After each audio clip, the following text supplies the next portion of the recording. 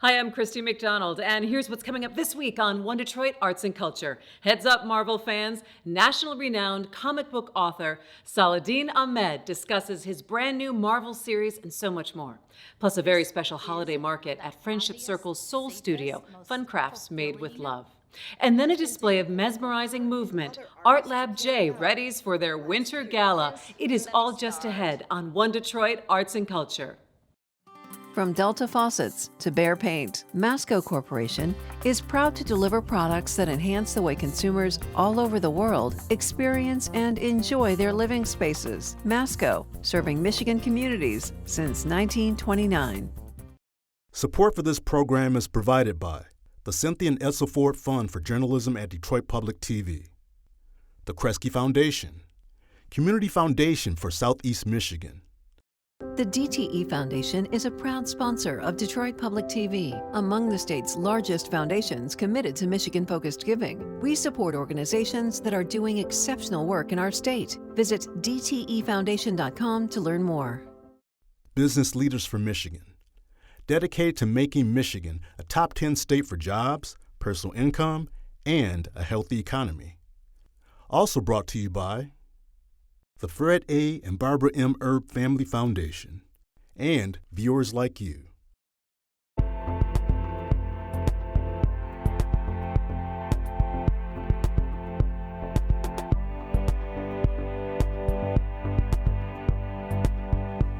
Hi there, and welcome to One Detroit Arts and Culture. I'm Christy McDonald. Thanks so much for joining me during the holidays, a time to celebrate family and friends and really relish the magical arts and culture scene at this special time of year. Coming up, for the kids and adults alike who are anxiously awaiting a Spider-Man present this year, well, we have a gift for you. Marvel comic book author Saladin Ahmed sits down for a conversation with One Detroit editor Chris Jordan. They met up at local comic book store Vault of Midnight Comics to talk about his new series, The Spine-Tingling Spider-Man, and a whole lot more.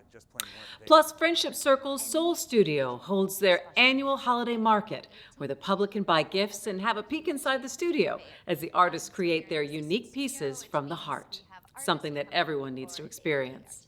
And then Artlab J commemorates the season with their winter gala, You Are Beautiful. We check in with the dance company as they gear up for the performance. It is all coming up on One Detroit Arts and Culture. All right, Marvel fans, this one's for you. Saladin Ahmed is an Eisner Award-winning, Detroit-based, and nationally renowned comic book author. He's best known for Marvel's Black Bolt, Ms. Marvel, and Miles Morales' Spider-Man, as well as his original series, Abbott, a supernatural mystery set in 1970s Detroit. One Detroit editor Chris Jordan sat down with Saladin at Vault of Midnight Comics to discuss his brand new Marvel series, The Spine-Tingling Spider-Man, and his recently launched comic website, Copper Bottle. He also talks about how he uses comics to spark important conversations about real-world social issues. Take a look. Spine-Tingling Spider-Man, brand new, first issue just dropped end of October. Yeah. You're writing 3 different iterations of that character. What makes this one different? I've always loved Peter Parker. I've grown a very powerful relationship with Miles Morales, writing him the past few years. But of course, Peter was the Spider-Man I knew growing up. And to me, he's always been at his most inspiring when he's got the toughest odds against him. And then the fact that horror stories, which I also dabble in a lot, are really about the odds being against you, sometimes overwhelmingly, right? And that's where the sense of horror comes from. I went to Marvel and basically was like, I really want to do a horror book featuring Peter Parker, and they were very supportive of it. I've lucked out extremely by getting the artist Juan Ferreira, who's just astonishing talent. And that's the thing that we always have to talk about when we talk about comics is art, makes the comic. I can have all the ideas in the world, and it's just an idea until somebody draws it. And Juan took the thing to another level. It's super important to me to talk about the world around us, even whether I'm talking about aliens or elves or vampires. I'm still talking about our world in our time. And I think we have a responsibility to do that as storytellers. We're part of a larger world, and dire things are happening in that world right now to a lot of people.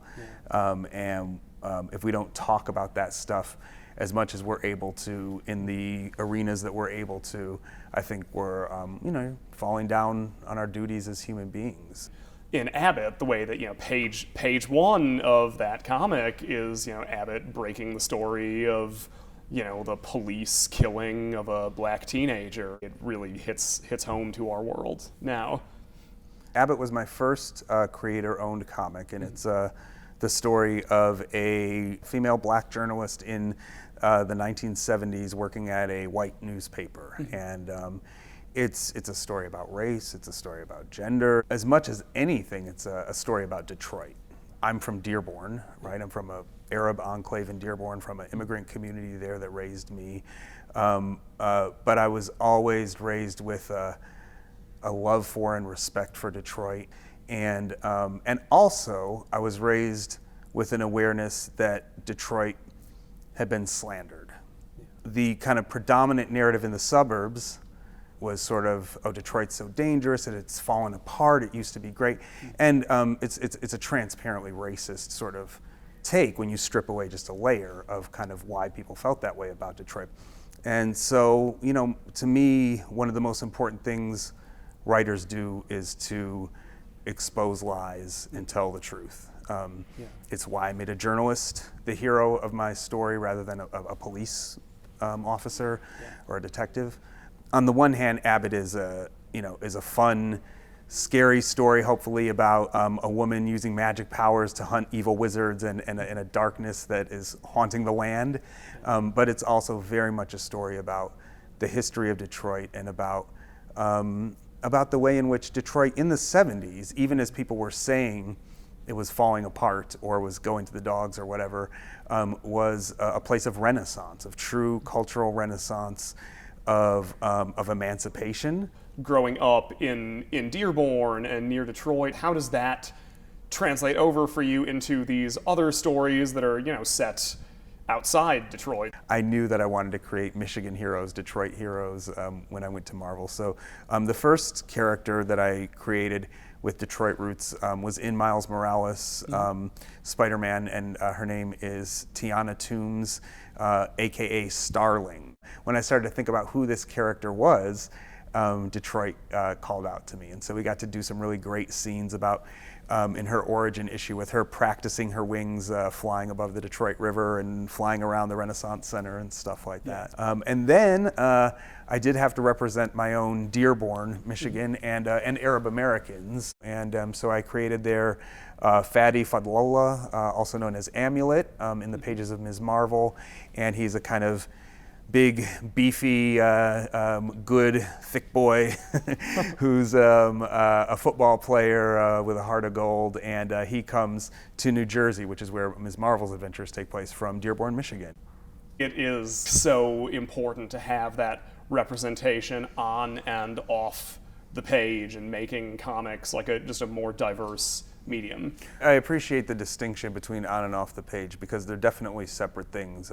I think that we've made strides, not as many as we could have, but we've made strides representing better what our culture looks like, right? There are Muslim characters on TV, there are trans characters in video games, there are things that when I was a kid just plain weren't there. I can remember how desperate I was to latch onto characters that had any bit of Arabness or Muslimness, or no matter how cheesily and slightly stereotypically it might have been rendered, right? My kids, when I talk to them about representation and I talk about how cool it is that character X is of Y race, or they're just sort of, well, yeah, of course. It's not as big a deal to them, but the fact that it's not a big deal is the big deal. Totally, and represents some progress that I think we've made. We still live in a white supremacist country. We still live in a country that is patriarchal. We still live in a country where working people are treated like things rather than people. And our stories are going to reflect that. Yeah. Some of us are working very hard to make the stories reflect a different reality and maybe try and shape us toward another reality, but that will always be an uphill battle. And so that brings up the kind of second part of the equation, which is what's happening behind the scenes. And it's often pretty ugly. Most of these fields are still incredibly male dominated, whether it's video games, whether it's TV, whether it's comics. I've been in those writing rooms, I've been in those meetings with executives and really seen what the real powers in these worlds look like. And they look pretty much like they've always looked. You know, a few more women, you know, but not many. And here and there a face of color, but not many. We always also have to be pushing for different kinds of faces behind the scenes. You know, the creators have to, because it's a question of political power and of resources, right? And I know with Copper Bottle, kind of your mission statement with that is, you know, that's creator-owned, independent comics, kind of with really like a focus on a lot of creators of color and women. Copper Bottle is my pop-up imprint, as we're calling it, dedicated to my creator-owned comics. Now, I'm publishing a couple of titles, one called Star Signs and one that's called Terror War. Terror War drawn by a local artist, Dave Acosta, Detroit's own. And we are producing work that we own is the simplest version of it. It's we're trying to move toward comics where if you've drawn that comic, if you've written that comic, you'll have ownership of whatever that comic becomes, so that people feel invested in the work that they're creating. And to me, that's just, it's an extension of what I think we need to be doing as a culture generally. And you can find Chris's full sit-down with Saladin on our website. That's at onedetroitpbs.org. All right, next up, the artists at Friendship Circle's Soul Studio insert their personality into every gift they create for their holiday market. Bright notebooks and fun t-shirts are just some of the pieces to buy, and each comes with a special message honoring the artist. Friendship Circle is a longtime local organization that helps individuals with special needs and their families. Well, we went to Soul Studio in West Bloomfield to check out the market and their latest exhibition called Community Ties.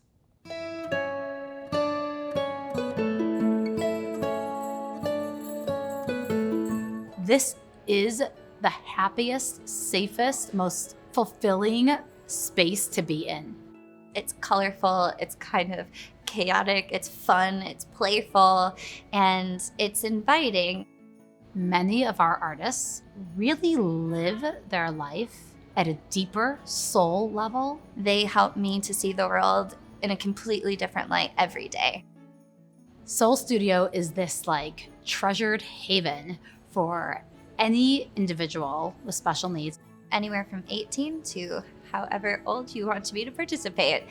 So we are an assisted studio, which means we have artists who come in for a day-to-day artistic practice, who are facilitated by professional instructors like myself. They get to come into this space where there is every kind of studio you could think of, from wood to fibers, mixed media, ceramics, laser cutting, where they could come and explore and really create. I think that art is such a beautiful form of therapy because it involves all of the sensory experiences of life that for our friends here are already heightened.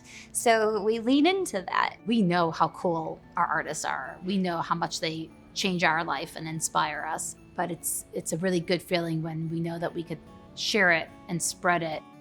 So by having the holiday market is another way to invite the community from outside to come into our four walls, to look through the fine art as well as the holiday market items, send it out as gifts. You could then get that bio card that describes and shares with you a bit about the story of that individual artist. That makes for a much more meaningful gift. By the community coming just to see their artwork matters so much to them, but to have somebody buy your artwork solidifies in your mind like what I did matters and who I am matters. And somebody else sees that in me too. I think the holiday market is amazing. I would love to buy some of the art, some of the pieces. We're very excited that we have things, whether it's on lapel pins, our journals, our wooden pens that are handcrafted, each one, our great sweatshirt, our awesome coffee bottles and mugs. These are all items that not only it's a cool gift, but the messaging and the artwork on it brings a whole deeper meaning to your gift. Our artists have been creating for the holiday market for the past several months. It took a lot of hard work to make the artwork pieces. Well, the Pontiac Silverdome was one of them. It's over there.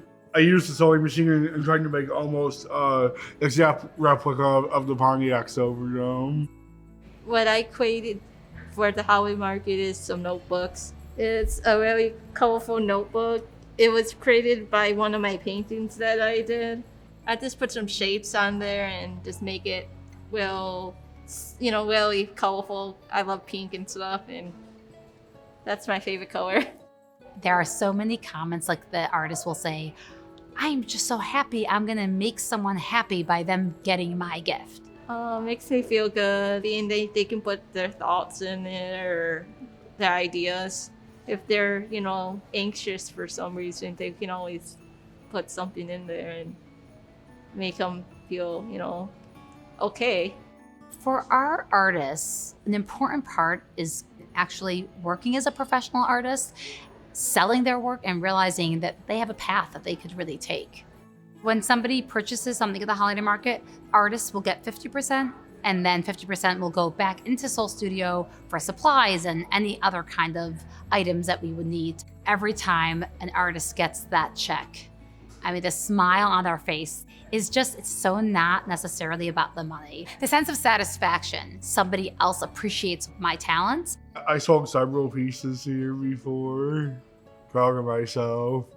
It inspires me to think of more creative ideas to do artwork as time goes on, I guess. All of these artists live their life very genuinely, and they show that in their artwork. And I think it's a medium for them to express themselves in ways they might not be able to otherwise. And once they are creating any of their artwork, we're able to present it and have it in our show in our gallery. We actually had our first weaving exhibition.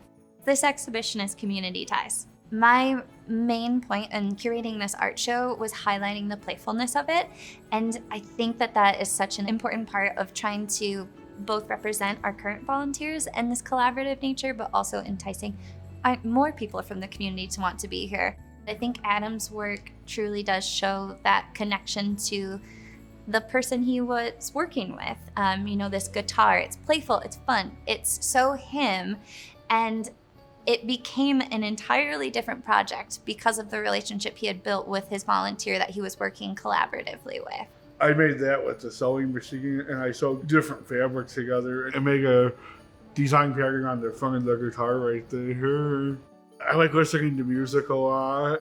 Being able to show both sides of who you are through your artwork too. You can be this rock and roll, fun guy, and then also make your guitar soft so you can sleep with it.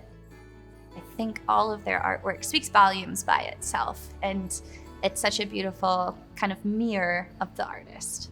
I feel that Soul Studio is a treasure in our community. It's a place where do yourself a favor and give yourself time to come visit. We love visitors. Our artists love to communicate, to socialize, to share their love of life. So whether that's you coming in just to come and walk through the space, check out the gallery, or go to the cafe, just being a part of this experience is so important, and we want people to know that they are always welcome.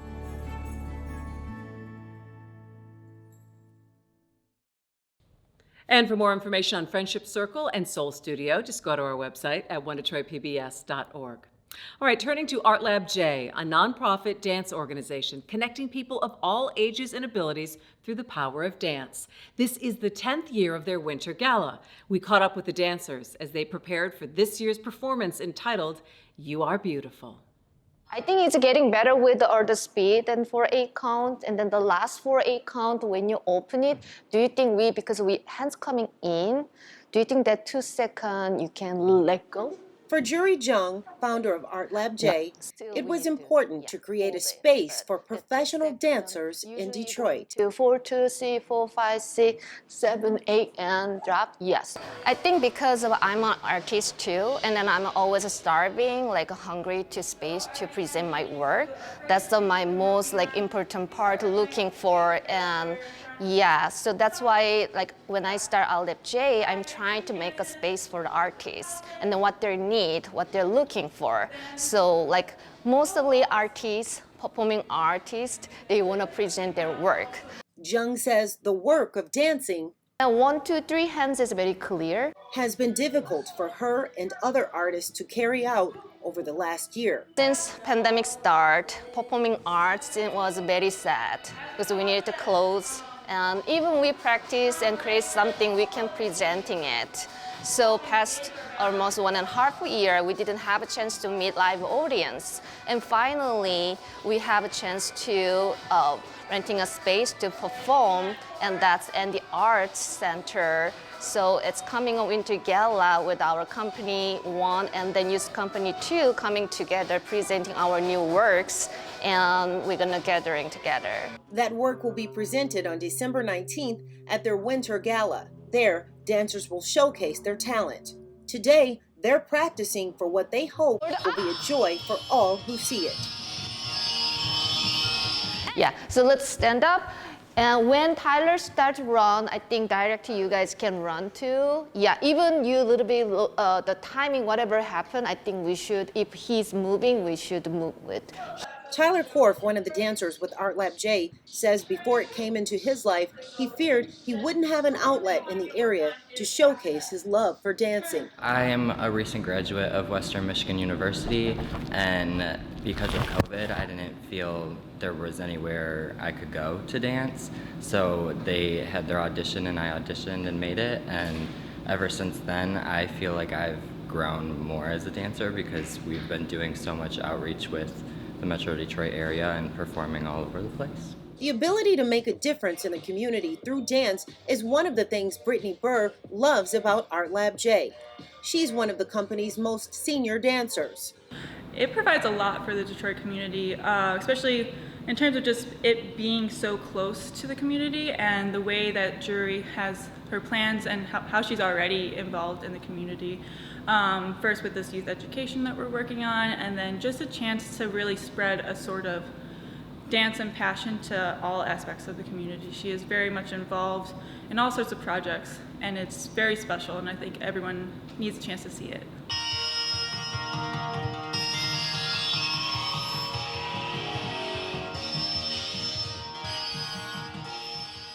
But Artlab J is not only a space for adult dancers. It's a space where children are able to show their creative side through movement and other expression. You're very slow. But Jung says she's proud that within these walls, it's dance that's leading the way and making an impact in Detroit. And stop. For more on our arts and culture stories, our live performances, just head to onedetroitpbs.org for more. As well as on social media, you can find us at One Detroit. That is going to do it for me. But before I leave you, I urge you to get out, experience the arts and culture scene this season, even if it's just touring the beautiful lights in your neighborhood. I promise, it's sure to uplift. I'll see you next week. Take care.